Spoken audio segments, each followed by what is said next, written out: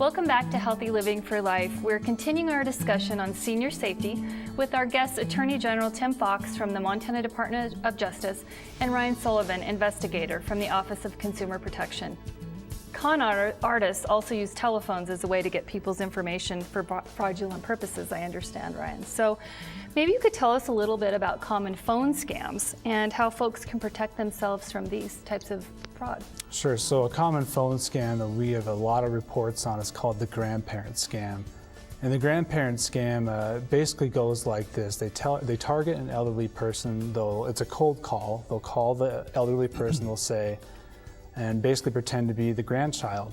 They'll say, "Hi grandma, it's me, I'm in trouble." They'll come up with a story and say they've been in a car accident, or they've been obtained by law enforcement in a foreign country for drugs, or they'll say that they have been arrested for a DUI. And there's many different variations of the scam, but they all lead back to one thing, and that's to wire fast cash. They'll ask that the cash be wired through Western Union, through MoneyGram, or through a prepaid debit card. Again, there's different variations of the scam, but that's the one common factor. We've got many videos on our websites. We've got a team of investigators. People are more than willing, or more than likely, or they can call our office.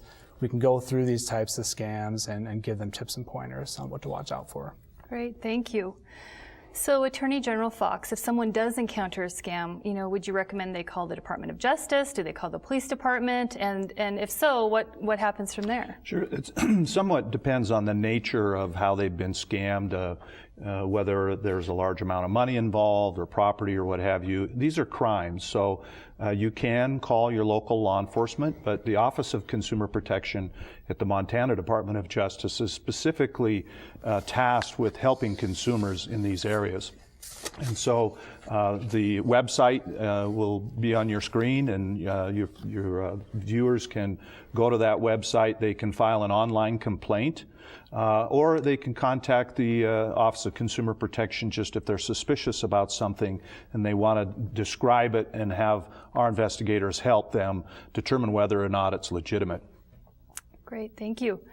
So Ryan, you're one of the Office of Consumer Protection's investigators, so tell us a little bit about the work you're doing to keep Montanans safe. One of the main things we like to do is we want to educate consumers in Montana before they run into the scams and the fraud and the bad business practices. We have an outreach program. We'd love to visit your organization, your church group, or just a group of folks that want to learn more about what our office does. We take tips and complaints in our office.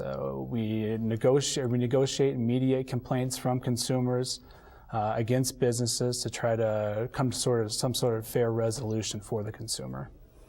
Great. The free presentations are a great service to our Montana citizens for sure. So could you give us a quick overview maybe on how many cases of fraud your office investigates every year? So every year we receive approximately 5,000 phone calls, and of those 5,000 phone calls, 3,000 are a report of actual scams. And of the 3,000 reports, 1,000, roughly 1,000 are the IRS scam. So we get a lot of reports, and we work really hard to try to let folks know about the things to watch out for and the things we can help with. Great, thank you.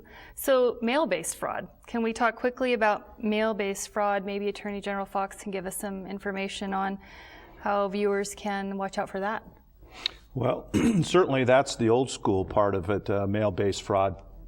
And again, a lot of these solicitations ask for personal information in reply. It's best to distrust and verify as opposed to trust and verify. And certainly if it looks like it's a legitimate organization that you've heard of before, sometimes they use a permutation of a name. Let's say the American Cancer Society is a legitimate organization. They might call it the Cancer Society of America. Could be a charity.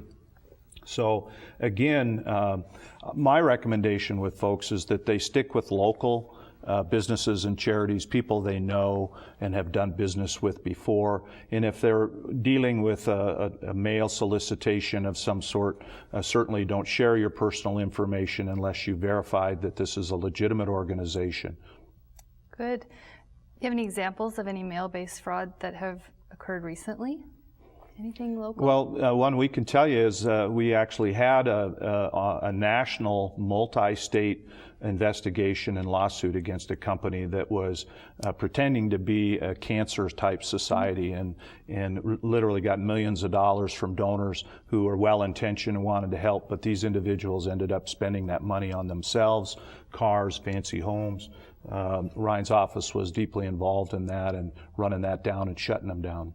Oh my goodness, well thank you for that work. That's pretty fantastic. So we just have maybe 30 seconds. Ryan, do you have any thoughts on whether or not there'll be more scams targeting Montanans in the future, and if so, why? Yeah, there's always going to be scams. They're just going to be tweaked a little bit each time, and again, it's watching out for the common factors of each scam.